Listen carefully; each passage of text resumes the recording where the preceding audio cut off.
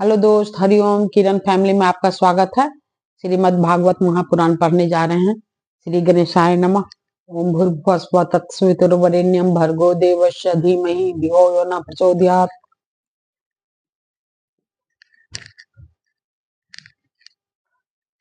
श्री राधा कृष्णाभ्याम नमः। श्रीमद् भागवत महापुराण प्रथम खंड।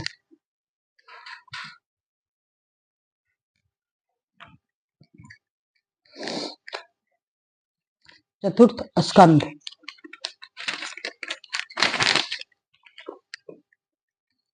चतुर्थ स्कंद अतः त्रयोविंशो अध्याय 23 अध्याय।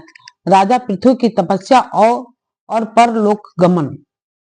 श्री मैत्रेय जी कहते हैं, इस प्रकार महामनस्वी प्रजापति पृथ्वी के समय में अन्नादि तथा पूर्वग्रामादि सर्ग की व्यवस्था करके स्थावर जंगम सभी की आजीविका का सुविधा कर दिया तथा साधु जनोचित धर्मों का भी खूब पालन किया। मेरी अवस्था कुछ ढल गई है और जिसके लिए मैंने इस लोक में जन्म लिया था उस प्रजा रक्षण रूप ईश्वर आज्ञा का पालन भी हो चुका। अतः अब मुझे अंतिम पुरुषार्थ मोक्ष के लिए प्रयत्न करना चाहिए।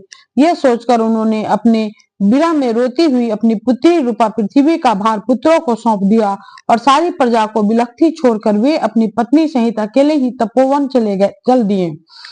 वहां भी वे वानप्रस्थ आश्रम के नियमानुसार उसी प्रकार कठोर तपस्या में लग गए जैसे पहले गृहस्थ आश्रम में अखंड व्रत पूर्वक पृथ्वी को विजय करने में लगे थे।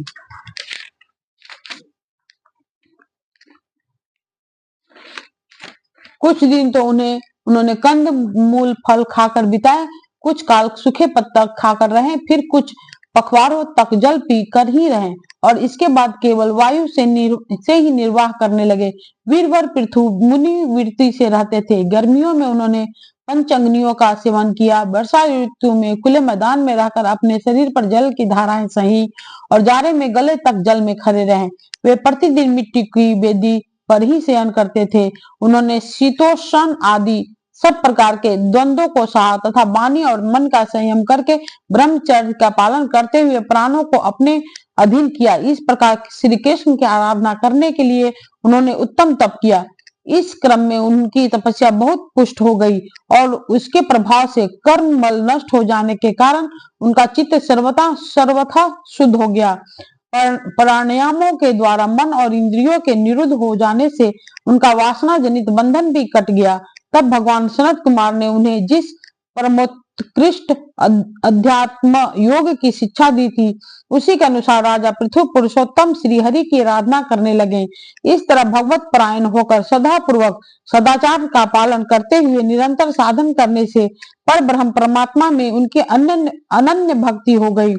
इस प्रकार भगवत उपासना से अंतःकरण शुद्ध सात्विक हो जाने पर निरंतर भगवत चिंतन के प्रभाव से प्राप्त हुई इस अनन्य भक्ति से उन्हें वैराग्य सहित ज्ञान की प्राप्ति हुई और फिर उस तीव्र ज्ञान के द्वारा उन्होंने जीव के उपाधिभूत अहंकार को नष्ट कर दिया जो सब प्रकार से संशय विपर्य का आश्रय है। इसके पश्चात देह आत्म बुद्धि की निवृत्ति और परम आत्म स्वरूप की श्री कृष्ण की अनुभूति होने पर अन्य सब प्रकार की सिद्धि आदि से भी उदासीन हो जाने के कारण उन्होंने उस तत्व ज्ञान के लिए भी प्रयत्न करना छोड़ दिया जिसकी सहायता से पहले अपने जीव कोष का नाश किया था। क्योंकि जब तक साधक को योग मार्ग के द्वारा श्री कृष्ण कथा अमृत में अनुराग नहीं होता तब तक केवल योग साधना से उसका मोह जनित प्रमाद दूर नहीं होता, भ्रम नहीं मिटता। फिर जब अनंत काल उपस्थित हुआ तो वीरवर पृथु ने अपने चित्त को दृढ़ता पूर्वक परमात्मा में स्थिर कर ब्रह्म भाव में स्थित हो अपना शरीर त्याग दिया। उन्होंने एरी से गुदा के द्वार को रोककर प्राण वायु को धीरे धीरे मूलाधार से ऊपर की ओर उठाते हुए उसे क्रमशः नाभि, हृदय, वक्ष स्थल, कंठ और मस्तक में स्थित किया। फिर उसे और ऊपर की ओर ले जाते हुए क्रमशः ब्रह्मरंध्र में स्थिर किया। अब उन्हें किसी प्रकार के सांसारिक भोगों की लालसा नहीं रही। फिर यथास्थान विभाग करके प्राण वायु को समिष्ट वायु में, पार्थिव शरीर को पृथ्वी में और शरीर को तेज को समिष्ट तेज में लीन कर दिया। हृदयाकाश आदि देहावच्छिन्न आकाश को महाकाश में और शरीरगत रुधिरादि जलीय अंश को समिष्ट जल में लीन किया। इसी प्रकार फिर पृथ्वी को जल में, जल को तेज में, तेज को वायु में और वायु को आकाश में लीन किया। तदनंतर मन को सविकल्प ज्ञान में जिनके अधीन वह रहता है, उन इंद्रियों में, इंद्रियों को उनके कारण रूप तन मात्राओं में और सूक्ष्म भूतों तन मात्राओं के कारण अहंकार के द्वारा आकाश इंद्रिय और तन मात्राओं को उसी अहंकार में लीन कर अहंकार को महत्व में लीन किया। फिर संपूर्ण गुणों की अभिव्यक्ति करने वाले उस महत्व को मायोपाधिक जीव में स्थित किया। तदनंतर उस माया रूप जीव की उपाधि को भी उन्होंने ज्ञान और वैराग्य के प्रभाव से अपने शुद्ध ब्रह्म स्वरूप में स्थित होकर त्याग दिया। महाराज पृथु की पत्नी महारानी अर्ची भी उनके साथ वन को गई थी। वे बड़ी सुकुमारी थी, पैरों से भूमि का स्पर्श करने योग्य भी नहीं थी। फिर भी उन्होंने अपने स्वामी के व्रत और नियमा आदि का पालन करते हुए उनकी खूब सेवा की और मुनिवृत्ति के अनुसार कंद मूल आदि से निर्वाह किया। इससे यद्यपि वे बहुत दुर्बल हो गई थी, तो भी प्रियतम के कर स्पर्श से सम्मानित होकर उसी में आनंद मानने के कारण उन्हें किसी प्रकार का कष्ट नहीं होता था। अब पृथ्वी के स्वामी और अपने प्रियतम महाराज पृथु की देह को जीवन की चेतना आदि सभी धर्मों से रहित देखकर उस सती ने कुछ देर विलाप किया। फिर पर्वत के ऊपर चिता बनाकर उसे उस चिता पर रख दिया। इसके बाद उस समय के सारे कीर्त कर नदी के जल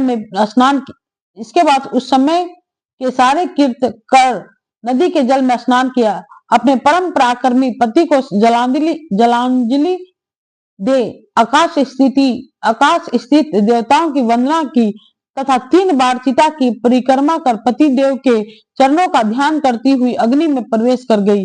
परम साध्वी अर्ची को इस प्रकार अपने पति वीरवर पृथ्वी का अनुगमन करते देख सहस्रों वरदायिनी देवियों ने अपने अपने पतियों के साथ उनकी स्तुति की। वहां देवताओं के बाजा बजने लगे। उस समय उस मंदराचल के शिखर पे वे देवांगनाएं पुष्पों की वर्षा करती हुई आपस में इस प्रकार कहने लगी। देवियों ने कहा, अहो यह स्त्री धन्य है, इसने अपने पति राजेश्वर पृथ्वी की मन वाणी शरीर से ठीक उसी प्रकार सेवा की है जैसे श्री लक्ष्मी जी यज्ञेश्वर भगवान विष्णु की करती हैं। अवश्य ही अपने अचिंत्य कर्म के प्रभाव से यह सती हमें भी लांग कर अपने पति के साथ उच्चतर लोकों को जा रही है। इस लोक में कुछ ही दिनों का जीवन होने पर भी जो लोग भगवान के परम पद की प्राप्ति कराने वाला आत्मज्ञान प्राप्त कर लेते हैं, उनके लिए संसार में कौन पदार्थ दुर्लभ है। अतः जो पुरुष बड़ी कठिनता से भूलोक में मोक्ष का साधन स्वरूप मनुष्य शरीर पाकर भी विषय में आसक्त रहता है, वह निश्चय ही आत्मघाती है। हाय हाय, वह ठगा गया। श्री मैत्रेय जी कहते हैं, विदुर जी, जिस समय देवांगनाएं इस प्रकार स्तुति कर रही थी, भगवान के जिस परम धाम को आत्मज्ञानियों में श्रेष्ठ भगवत प्राण महाराज पृथु गए, महारानी अर्ची भी उसी पतिलोक को गई। परम भागवत पृथु जी ऐसे ही प्रभावशाली थे। उनके चरित्र बड़े उदार हैं। मैंने तुम्हारे सामने उनका वर्णन किया। जो पुरुष इस परम पवित्र चरित्र को श्रद्धा पूर्वक निष्काम भाव से एकाग्र चित्र से पढ़ता, सुनता अथवा सुनाता है, वह भी महाराज पृथु के पद भगवान के परम धाम को प्राप्त होता है। इसका सकाम भाव से पाठ करने से ब्राह्मण ब्रह्म तेज प्राप्त करता है, क्षत्रिय पृथ्वीपति हो जाता है, वैश्य व्यापारियों में प्रधान हो जाता है और क्षुद्र में साधुता आ जाती है। स्त्री हो अथवा पुरुष, जो कोई इसे आदर पूर्वक 3 बार सुनता है, वह संतानहीन हो तो पुत्रवान, धनहीन हो तो महाधनी, कीर्तिहीन हो तो यशस्वी और मूर्ख हो तो पंडित हो जाता है। यह चरित्र मनुष्य मात्र का कल्याण करने वाला और अमंगल को दूर करने वाला है। यह धन और यश और आयु की वृद्धि करने वाला, स्वर्ग की प्राप्ति कराने वाला और कलयुग के दोषों का नाश करने वाला है। यह धर्म आदि चतुर्वर्ग की प्राप्ति में बड़ा ही सहायक है। इसलिए जो लोग धर्म, अर्थ, काम और मोक्ष को भली भांति सिद्ध करना चाहते हो इसलिए जो लोग धर्म, अर्थ, काम और मोक्ष को भली भांति सिद्ध करना चाहते हो उन्हें इसका श्रद्धा पूर्वक श्रवण करना चाहिए। जो राजा विजय के लिए प्रस्थान करते समय इसे सुनकर जाता है, उसके आगे आकर राज लोग उसी प्रकार भेंटे रखते हैं जैसे पृथ्वी के सामने रखते थे। मनुष्य को चाहिए कि अन्य सब प्रकार की आसक्ति छोड़कर भगवान में विशुद्ध निष्काम भक्ति भाव रखते हुए महाराज पृथ्वी के इस निर्मल चरित्र को सुनावे और पढ़े। विदुर जी, मैंने भगवान के महात्म्य को प्रकट करने वाला यह पवित्र चरित्र तुम्हें सुना दिया। इसमें प्रेम करने वाला पुरुष महाराज पृथ्वी की सी गति पाता है। जो पुरुष इस पृथ्वी चरित्र का प्रतिदिन आदर पूर्वक निष्काम भाव से श्रवण और कीर्तन करता है, उसका जिनके चरण संसार सागर को पार करने के लिए नौका के समान है, उन श्री हरि में सुदृढ़ अनुराग हो जाता है। इति श्रीमद् भागवते महापुराणे परमहंस्याम सहिताम चतुर्थ स्कंदे त्रयोविंशो अध्याय 23वां अध्याय समाप्त हो गया।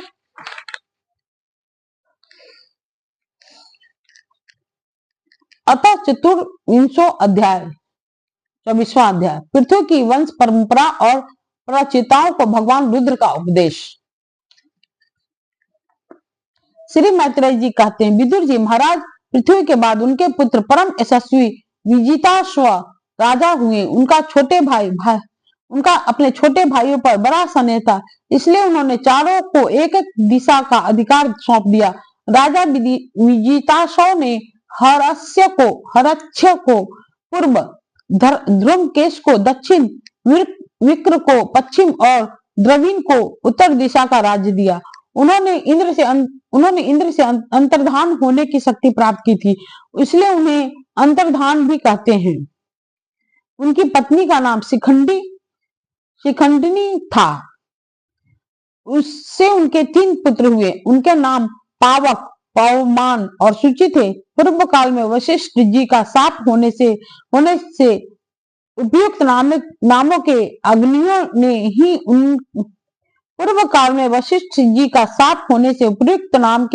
ने ही उनके रूप में जन्म लिया था। आगे चलकर योग मार्ग से ये फिर अग्नि रूप हो गए। अंतर्धान के नभस्वती नाम की पत्नी से एक और पुत्र रत्न हवीरधान प्राप्त हुआ। महाराज अंतर्धान बड़े उदार पुरुष थे। जिस समय इंद्र उनके पिता के अश्वमेघ यज्ञ का घोड़ा हर कर ले गए थे, उन्होंने पता लग जाने पर भी उनका वध नहीं किया था। राजा अंतर्धान ने कर लेना, दंड देना, जुर्माना वसूल करना आदि कर्तव्य को बहुत कठोर एवं दूसरों के लिए कष्टदायक समझकर एक दीर्घकालीन यज्ञ में दीक्षित होने के बहाने अपना राजकाज छोड़ दिया। यज्ञ कार्य में लगे रहने पर भी उन आत्मज्ञानी राजा ने भक्त भय भंजन पूर्वतम परमात्मा की आराधना करके सुदृढ़ समाधि के द्वारा भगवान के दिव्य लोक को प्राप्त किया। विदुर जी, हवीरधान की पत्नी हवीरधानी ने बहिर्षद गय, शुक्ल, कृष्ण, सत्य और जितवर्त नाम के 6 पुत्र पैदा किए। कुरुश्रेष्ठ विदुर जी, इनमें हवीरधान के पुत्र महाभाग बहिर्षद यज्ञादि कर्मकांड और योगाभ्यास में कुशल थे। उन्होंने प्रजापति का पद प्राप्त किया। उन्होंने एक स्थान के बाद दूसरे स्थान में लगातार इतने यज्ञ किए कि यह सारी भूमि पूर्व की ओर अग्रभाग करके फैलाए हुए कुशों से पट गई थी। इसी से आगे चलकर वे प्राचीन वरही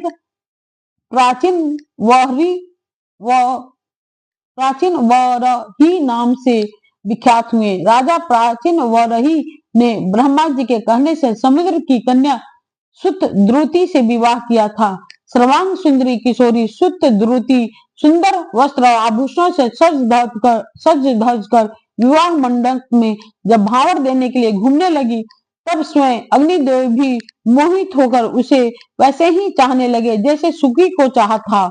नव विवाहिता सुत ध्रुति ने अपने नुपुरों की झनकार से ही दिशा विदिशाओं के देवता, असुर, गंधर्व, मुनि, सिद्ध, मनुष्य और नाग सभी को वश में कर लिया था।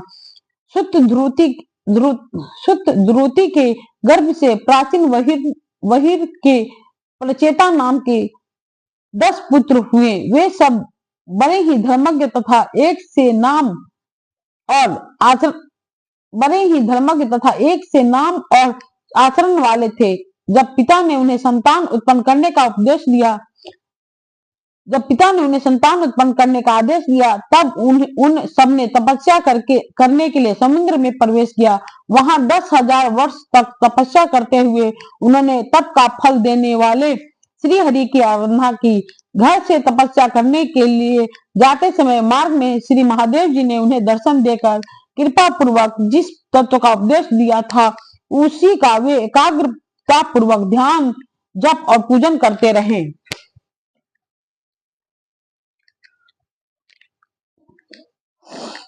विदुर जी ने पूछा, ब्राह्मण, मार्ग में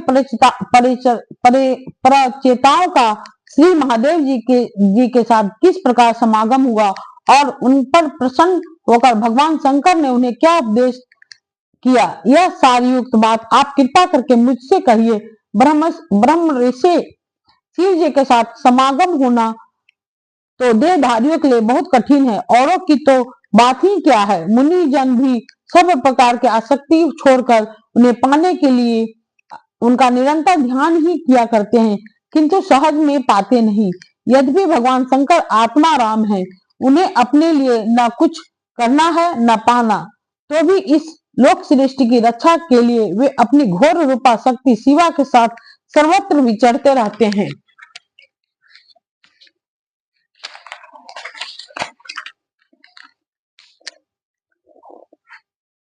श्री मैत्रेय जी ने कहा, विदुर जी, साधु स्वभाव प्रचेतागण पिता की आज्ञा सिरोधार्य कर तपस्या में चित्त लगाकर पश्चिम की ओर चल दिए।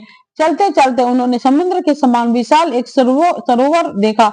वह महापुरुषों के चित्र के समान बड़ा ही स्वच्छ था तथा उसमें रहने वाले मत्स्य आदि जल जीव भी प्रसन्न जान पड़ते थे। उसमें नील कमल, लाल कमल, रात में, दिन में और सायंकाल में खिलने वाले कमल तथा इंदिवर आदि अन्य प्रकार के कमल सुशोभित थे। उनके तटों पर हंस, सारस, चकवा और कारंडव आदि जल पक्षी चहक रहे थे। उसके चारों ओर तरह तरह के वृक्ष और लताएं थी। उन पर मतवाले भौरे गूंज रहे थे। उनकी मधुर ध्वनि से हर्षित होकर मानो उन्हें रोमांच हो रहा था। कमल कोश के पराग पुंज वायु के झकोरों से चारों ओर उड़ रहे थे, मानो वहां कोई उत्सव हो रहा हो। वहां मृदंग, पनौ आदि बाजों के साथ अनेकों दिव्य रागनियों के क्रम से गायन की मधुर ध्वनि सुनकर उन राजकुमारों को बड़ा आश्चर्य हुआ। इतने में ही उन्होंने देखा कि देवाधिदेव भगवान शंकर अपने अनुचरों के सहित उस सरोवर से बाहर आ रहे हैं। उनका शरीर तपी हुई स्वर्ण राशि के समान कांतिमान है, कंठ नील वर्ण है तथा 3 विशाल नेत्र हैं। वे अपने भक्तों पर अनुग्रह करने के लिए उद्यत हैं। अनेकों गंधर्व उनका सुयश गा रहे हैं। उनका सहसा दर्शन पाकर प्रचेताओं को बड़ा कुतूहल हुआ और उन्होंने शंकर जी के चरणों में प्रणाम किया। तब शरणागत भयहारी ब्रह्मवत्सल भगवान शंकर ने अपने दर्शन से प्रसन्न हुए उन धर्मज्ञ और शील संपन्न राजकुमारों से प्रसन्न होकर कहा। श्री महादेव जी बोले, तुम लोग राजा प्राचीन वरही के पुत्र हो, तुम्हारा कल्याण हो। तुम जो कुछ करना चाहते हो वह भी मुझे मालूम है। इस समय तुम लोगों पर कृपा करने के लिए ही मैंने तुम्हें इस प्रकार दर्शन दिया है। जो व्यक्ति अव्यक्त प्रकृति तथा जीव संज्ञक पुरुष इन दोनों के नियामक भगवान वासुदेव की साक्षात शरण लेता है, वह मुझे परम प्रिय है।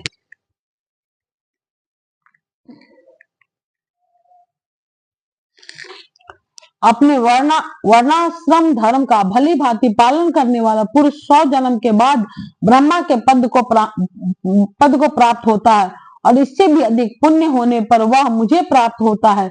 परंतु जो भगवान का अनन्य भक्त है वह तो मृत्यु के बाद ही सीधे भगवान विष्णु के उस सर्व पंचातीत परम पद को प्राप्त हो जाता है, जिसे रुद्र रूप में स्थित मैं तथा अन्य आधिकारिक देवता अपने अपने अधिकार की समाप्ति के बाद प्राप्त करेंगे। तुम लोग भगवत भक्त होने के नाते मुझे भगवान के समान ही प्यारे हो। इसी प्रकार भगवान के भक्तों को भी मुझसे बढ़कर और कोई भी प्रिय नहीं होता। अब मैं तुम्हें एक बड़ा ही पवित्र, मंगलमय और कल्याणकारी स्तोत्र सुनाता हूँ। इसका तुम लोग शुद्ध भाव से जप करना। श्री मैत्रेय जी कहते हैं, तब नारायण परायण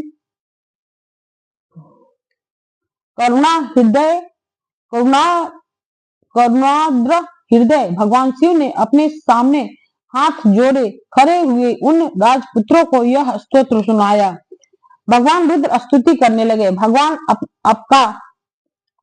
आपका उत्कर्ष उच्च कोटि के आत्मज्ञानियों के कल्याण के लिए, निजानंद लाभ के लिए है, उससे मेरा भी कल्याण हो। आप सर्वदा अपने निरतिशय परमानंद स्वरूप में ही स्थित रहते हैं। ऐसे सर्वात्मक आत्म स्वरूप आपको नमस्कार है। आप पद्मनाभ समस्त लोकों के आदि कारण हैं। भूत सूक्ष्म तन मात्र और इंद्रियों के नियंता, शांत, एक रस और स्वयं प्रकाश वासुदेव चित्त के अधिष्ठाता भी आप ही हैं। आपको नमस्कार है। आप ही सूक्ष्म, अव्यक्त, अनंत और मुखाग्नि के द्वारा संपूर्ण लोकों का संहार करने वाले, अहंकार के अधिष्ठाता, संकर्षण तथा जगत के प्रकृष्ट ज्ञान के उद्गम स्थान, बुद्धि के अधिष्ठाता प्रद्युम्न है। आपको नमस्कार है। आप ही इंद्रियों के स्वामी, मनस्तत्व के अधिष्ठाता भगवान अनिरुद्ध हैं। आपको बार बार नमस्कार है। आप अपने तेज से जगत को व्याप्त करने वाले सूर्यदेव हैं। पूर्ण होने के कारण आप में वृद्धि और क्षय नहीं होता। आपको नमस्कार है।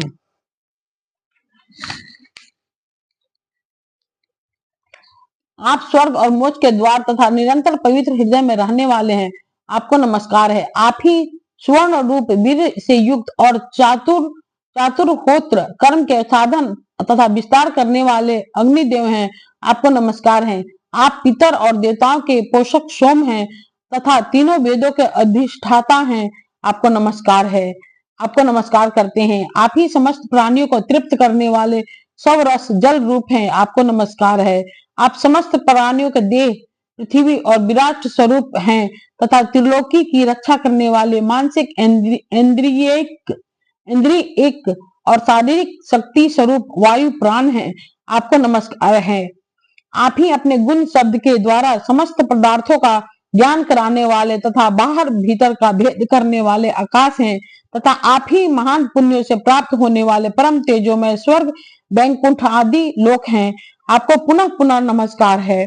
आप पितृलोक की प्राप्ति कराने वाले प्रवृत्ति कर्म रूप और देवलोक की प्राप्ति के साधन निवृत्ति कर्म रूप हैं तथा आप ही अधर्म के फल स्वरूप दुखदायक मृत्यु हैं।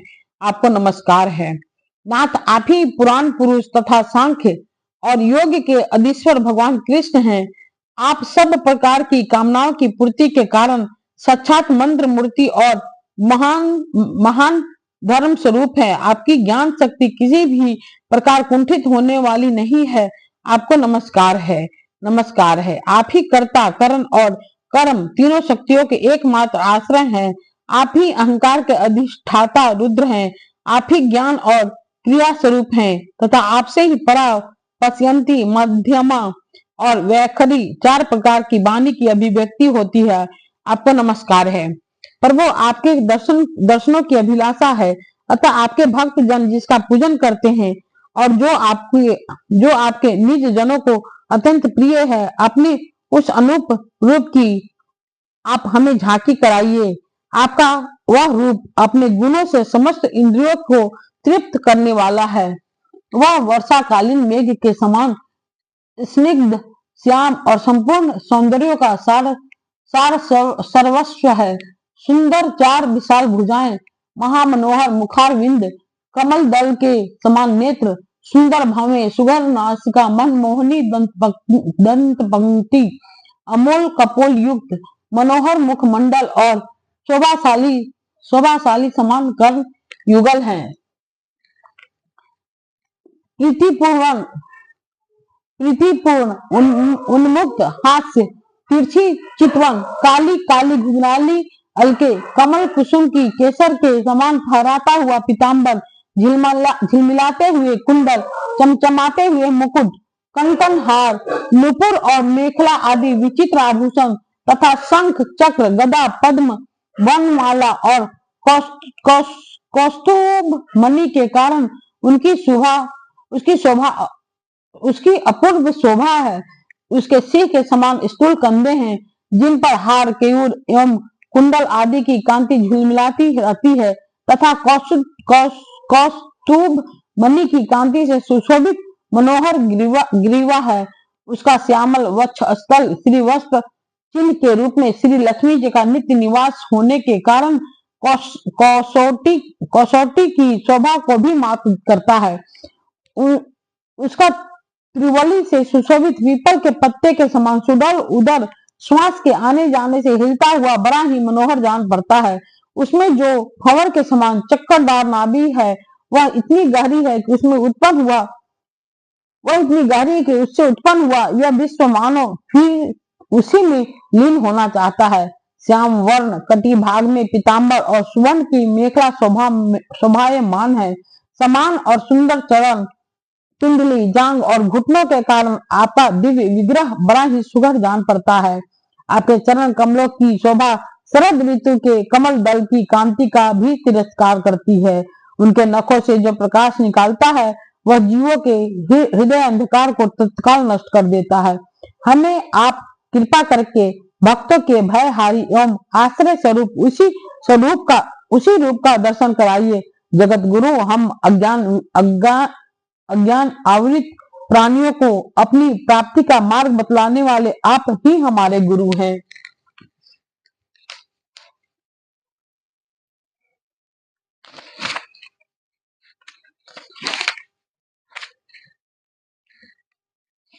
प्रभु, चित्त शुद्धि की अभिलाषा रखने वाले पुरुष को आपके इस स्वरूप का निरंतर ध्यान करना चाहिए। इसकी भक्ति ही सर्व धर्म का पालन करने वाले पुरुष को अभय करने वाली है। स्वर्ग का शासन करने वाला इंद्र भी आपको ही पाना चाहता है तथा विशुद्ध आत्मज्ञानियों की गति भी आप ही हैं। इस प्रकार आप सभी देहधारियों के लिए अत्यंत दुर्लभ हैं। केवल भक्तिमान पुरुष ही आपको पा सकते हैं। सत्पुरुषों के लिए भी दुर्लभ अनन्य भक्ति से भगवान को प्रसन्न करके जिसकी प्रसन्नता किसी अन्य साधना से दुसाध्य है, ऐसा कौन होगा जो उनके चरण तल के अतिरिक्त और कुछ चाहेगा। जो काल अपने अभय अदभ्य उत्साह और पराक्रम से फरकती हुए भावों के इशारे से सारे संसार का संहार कर डालता है, वह भी आपके चरणों की शरण में गए हुए प्राणी पर अपना अधिकार नहीं मानता। ऐसे भगवान के प्रेमी भक्तों का यदि आधे क्षण के लिए भी समागम हो जाए तो उसके सामने मैं स्वर्ग और मोक्ष को कुछ नहीं समझता।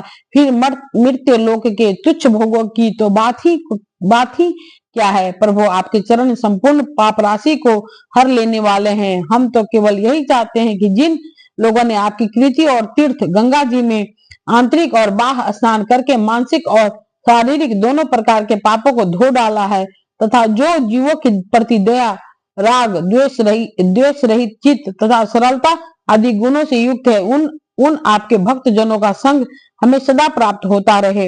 यही हम पर आपकी बड़ी कृपा होगी। जिस साधक का चित्त भक्ति योग से अनुग्रहित एवं विशुद्ध होकर न तो बाह्य विषयों में भटकता है और न अज्ञान गुहा रूप प्रकृति में ही लीन होता है, वह अन्यास ही आपके स्वरूप का दर्शन पा जाता है, जिसमें यह सारा जगत दिखाई देता है। जिसमें यह सारा जगत दिखाई देता है और जो स्वयं संपूर्ण जगत में भास रहा है वह आकाश के समान विस्तृत और परम प्रकाश में ब्रह्म तत्व आप ही हैं। भगवान आपकी माया अनेक प्रकार के रूप धारण करती है। इसी के द्वारा आप इस प्रकार जगत की रचना, पालन और संहार करते हैं जैसे यह कोई सद सद वस्तु हो, किंतु इससे आप में किसी प्रकार का विकार नहीं आता। माया के कारण दूसरे लोगों में ही भेद बुद्धि उत्पन्न होती है। आप परमात्मा पर वह अपना प्रभाव डालने में असमर्थ होती है। आपको तो हम परम स्वतंत्र ही समझते हैं। आपका स्वरूप पंचभूत इंद्रिय और अंतःकरण के प्रेरक रूप से उपलाक्षित होता है। जो कर्म योगी पुरुष सिद्धि प्राप्त करने के लिए तरह तरह के कर्मों द्वारा आपके इस सगुण साकार स्वरूप का श्रद्धा पूर्वक भली भांति पूजन करते हैं, वही वेद और शास्त्रों के सच्चे मर्मज्ञ हैं। पर वो आप ही आदित्य आदि पुरुष हैं।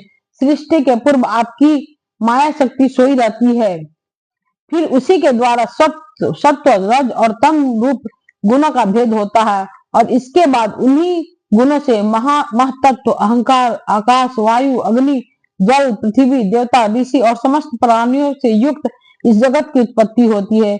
फिर आप अपनी ही माया शक्ति से रचे हुए इन जरायुज, अंडज, स्वेदज और उद्भिज भेद से 4 प्रकार के शरीरों में अंश रूप में प्रवेश कर जाते हैं और जिस प्रकार मधुमक्खियां अपने ही उत्पन्न किए हुए मधु का आस्वादन करती है, उसी प्रकार वह आपका अंश उन शरीरों में रहकर इंद्रियों के द्वारा इन तुच्छ विषयों को भोगता है। आपके इस अंश को ही पुरुष या जीव कहते हैं, पर वो आपका तत्व ज्ञान प्रत्यक्ष से नहीं अनुमान से होता है। प्रलय काल उपस्थित होने पर काल स्वरूप आप ही अपने प्रचंड एवं असह वेग से पृथ्वी आदि भूतों को अन्य भूतों से विकलित कराकर समस्त लोकों का संहार कर देते हैं। जैसे वायु अपने असहनीय एवं प्रचंड झोंकों से मेघों के द्वारा ही मेघों को तितर बितर करके नष्ट कर डालती है।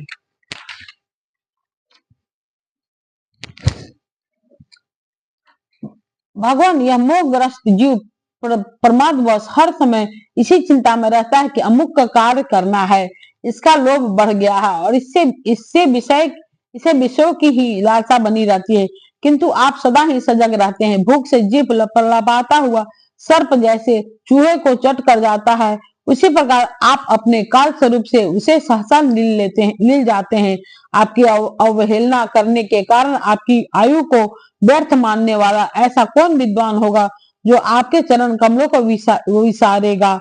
इसकी पूजा तो काल की आशंका से ही हमारे पिता ब्रह्मा जी और स्वयंभू आदि 14 मनुओं ने भी बिना कोई विचार किए केवल श्रद्धा से ही की थी। ब्राह्मण इस प्रकार सारा जगत रुद्र रूप काल के भय से व्याकुल है। अतः परमात्मन इस तत्व को जानने वाले हम लोगों के तो इस समय आप ही सर्वथा भय शून्य आश्रय हैं। राजकुमारों, तुम लोग विशुद्ध भाव से स्वधर्म का आचरण करते हुए भगवान में चित्त लगाकर मेरे कहे हुए इस स्तोत्र का जाप करते रहो। भगवान तुम्हारा मंगल करेंगे। तुम लोग अपने अंतःकरण में स्थित उन भूतांतरयामी परमात्मा श्री हरि का ही बार बार स्तवन और चिंतन करते हुए पूजन करो। मैंने तुम्हें यह योगादेश नामक स्तोत्र सुनाया है। तुम लोग इसे मन से धारण कर मुनि व्रत का आचरण करते हुए इसका एकाग्रता से आदर पूर्वक अभ्यास करो। यह स्तोत्र पूर्व काल में जगत विस्तार के इच्छुक प्रजापतियों के पति भगवान ब्रह्मा जी ने प्रजा उत्पन्न करने की इच्छा वाले हम भृगु आदि अपने पुत्रों को सुनाया था। जब हम प्रजापतियों को प्रजा का विस्तार करने की आज्ञा हुई, तब इसी के द्वारा हमने अपना अज्ञान निवृत्त करके अनेक प्रकार की प्रजा उत्पन्न की थी। अब भी जो भगवत परायण पुरुष इसका एकाग्र चित्त से नित्य प्रति जाप करेगा उसका शीघ्र ही कल्याण हो जाएगा। इस श्लोक में सब प्रकार के कल्याण साधनों में मोक्षदायक ज्ञान ही सर्वश्रेष्ठ सबसे श्रेष्ठ है। नौका ज्ञान नौका पर चढ़ा हुआ पुरुष अनायास ही इस दुष्टर संसार सागर को पार कर लेता है।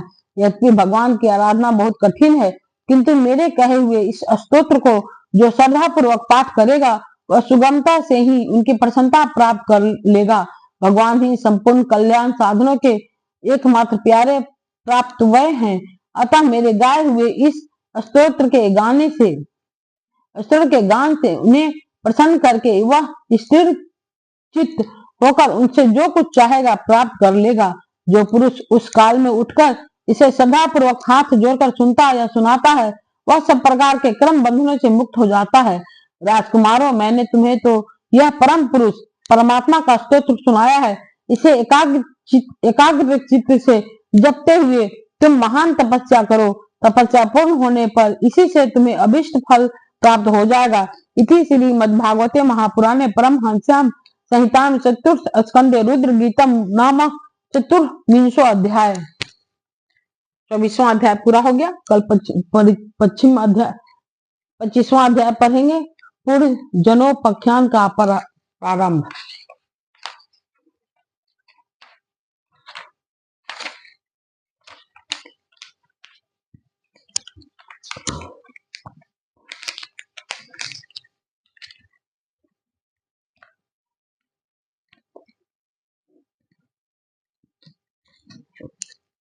ओम भूर्भुवः स्वः तत्सवितुर्वरेण्यं भर्गो देवस्य धीमहि धियो यो नः प्रचोदयात्।